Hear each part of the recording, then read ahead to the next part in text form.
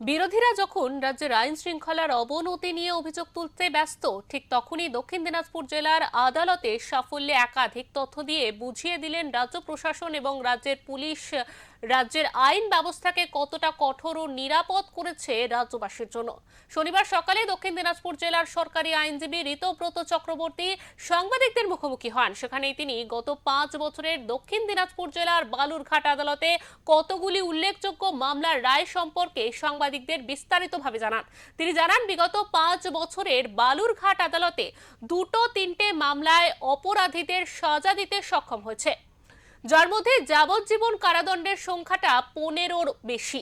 পাশাপাশি অপরাধ কমাতে রাজ্য সরকার যে উদ্যোগ নিয়েছে, সেই উদ্যোগের ফলে এই সাজা শোনানো গিয়েছে বলে তিনি দাবি করেন। তিনি বলেন, আমরা রাজ্য সরকারের এই উদ্যোগকে মুখ্যমন্ত্রী মমতা বন্দ্যোপাধ্যায়কে বিশেষ করে ধন্যবাদ জানাতে চাই।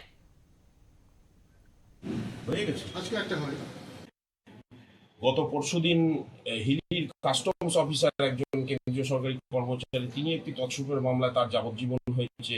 গতকালকে আদালত কর্মচারী একজন তৎসুপের মামলায় ধরা পড়েছিলেন, সেই মামলায় রায় হয়েছে, 7 বছরের সাজা হয়েছে। এবার দিয়েও রামপ্রসাদ মার্ডার কেস, আপনারা জানেন, বালুরঘাট শহরের সেন্সেশনাল মামলা, সেটাতে লাইফ হয়েছে। ছিন্নমস্তা গ্যাংরেপ লাইফ হয়েছে। তালতলা গ্যাংরেপ, সেটাতে আমরা 5 জন আসামিকে 20 বছরের অধিক সাজা দিতে সক্ষম হয়েছি। তো এইগুলো মোরাললেস হচ্ছে উল্লেখযোগ্য মামলা, যদি আপনি সেই অর্থে বলেন। আর কুমারগঞ্জটা তো বিশেষ করে, যদিও সেটা চূড়ান্ত রায় এখনো আসেনি, দোষী সাব্যস্ত হয়েছে। এই যে এতগুলো রায় 6 বছরের 200-র অধিক, সেটা কি আগামী দিনে কাজ করতে আরো এনকারেজ করবে?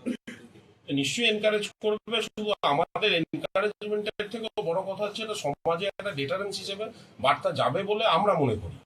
কারণ যে কোনো অপরাধের, আপনি মার্ডার বলুন, রেপ বলুন, নার্কোটিক্সের কেস বলুন, পক্সো বলুন, সরকারি তহবিল তছরূপ বলুন, যে কোনো ধরনের মামলায় বালুরঘাট কোর্টে মামলা হয়েছে এবং যেখানে ঠিকঠাক তদন্ত হয়েছে এবং এজেন্সি যেখানে ভালো মতো কাজ করেছে, প্রসিকিউটররা কাজ করেছে, সেটাতেই কিন্তু আমরা কনভিকশন সিকিউর করতে সমর্থ হয়েছি।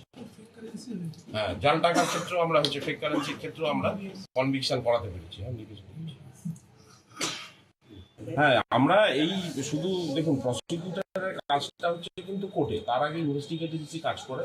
সুতরাং এর কিছুটা ক্রেডিট অবশ্যই কিন্তু যারা তদন্ত করেন এবং ভালোভাবে তদন্ত করেন, বেশ কিছু তদন্তকারী অফিসার আছেন যারা এই বিষয়ে ভীষণ পটু। বর্তমান যিনি এসপি আছেন, তারও আমরা দীর্ঘদিন ধরে সহযোগিতা পাচ্ছি বিভিন্ন কেসে। সর্বোপরি আমরা ধন্যবাদ জানাই আমাদের মাননীয় আইনমন্ত্রী, হ্যাঁ, আমাদের এত সুন্দর একটা টিম দেওয়ার জন্য, এবং এই রাজ্য সরকারের যে এই নিয়ে চিন্তা ভাবনা, ধন্যবাদ জানাই মাননীয় মুখ্যমন্ত্রীকে। না হলে আমাদের এই উদ্যোগ সফল হতো।